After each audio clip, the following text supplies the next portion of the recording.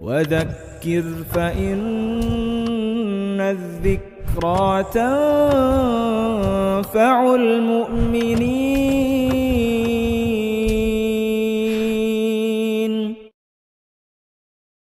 ہم لاکھ جتن کر لیتے، ہزار کوششیں کر لیتے، لیکن جو مصیبت اللہ نے ہماری تقدیر میں لکھی ہوئی ہے وہ تو پہنچ کر رہے گی، وہ چکنے والی نہیں. اور جو مصیبت چک گئی وہ پہنچنے والی نہیں تھی. کہ ہم ہزاروں عاملوں کے پاس پہنچ جائیں اور میلا کرائیں، کالا کرائیں، کچھ بھی کرائیں، لیکن جو مصیبت اللہ نے ہماری تقدیر میں نہیں لکھی ہے وہ نہیں پہنچے گی، اور جو لکھی ہے وہ پہنچے گی. ہزاروں بابوں سے علاج کرا لو، وہ مصیبت ٹل نہیں سکتی جو اللہ نے ہماری تقدیر میں لکھی ہے. تو بھروسہ اللہ تعالی کی ذات پر بہت قوی ہونا چاہیے.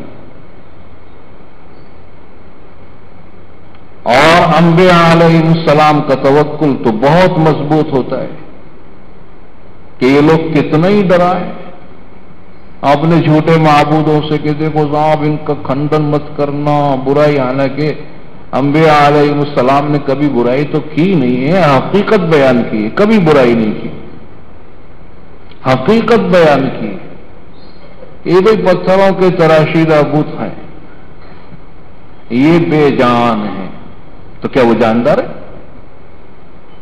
یہ بے جان ہیں، بے حس ہیں، اور یہ نہ دیکھتے ہیں، نہ سنتے ہیں، نہ کچھ کام آ سکتے ہیں، نہ نفع پہنچا سکتے ہیں، اور نہ نقصان پہنچانے پر یہ قادر ہے. ہمیشہ یہ حقیقت بیان کی. آپ اس پر وہ ڈراتے کہ دیکھیے تو آپ نے ہمارے معبودوں کا کھنڈن کیا ہے، ان کا بڑا زور ہے، نقصان پہنچائیں گے، نقصان. اور بعض تو ہمدردی کی شکل میں مشورے دیتے. جیسے میرے سب سے بڑے بھائی تھے اور وہ بیمار ہو گئے. واقعہ ہے آگرہ شہر کا. وہاں جاہلوں کے اندر ایک رسم چلی آ رہی تھی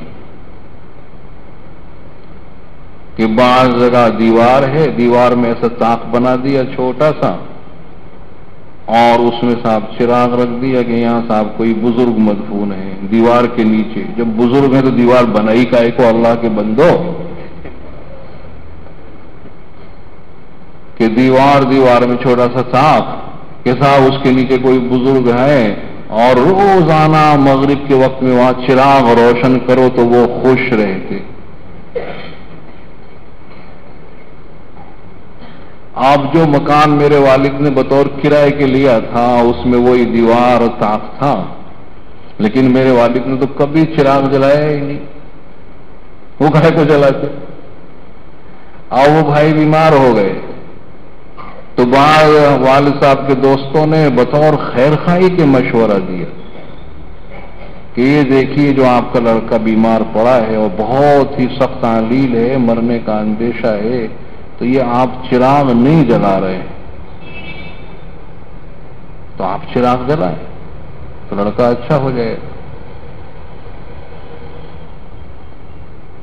تو میرے والد نے رات کو دعا کی تہجد کے وقت میں کہ پروردگار میرا عقیدہ تو درست ہے، موت و حیات تیرے قبضے میں ہے، بچہ تو نے دیا ہے، تو لے بھی سکتا ہے، لیکن یہ تو جاہل عوام ہے، اگر میرا بچہ مر گیا تو جاہل عوام کے عقیدے خراب ہو جائیں گے. جاہل عوام کے عقیدے خراب ہو جائیں گے کہ صاحب چراغ نہیں جلایا تو اس کی زندگی کا چراغ بجھ گیا. تو پروردگار اگر تو اس کی موت لکھی ہوئی لیکن تیرے قبضے میں ہے، اس وقت تو اس کو شفا دے دے، اور میں چراغ جلانے والا نہیں ہوں. تو والد نے نہیں جلایا، اور اللہ نے ایسی صحت دی کہ 2 سال پہلے ان کا انتقال ہوا، ابھی تک حیات تھے. حالانکہ سن 1922 کی پیدائش تھی ان کی.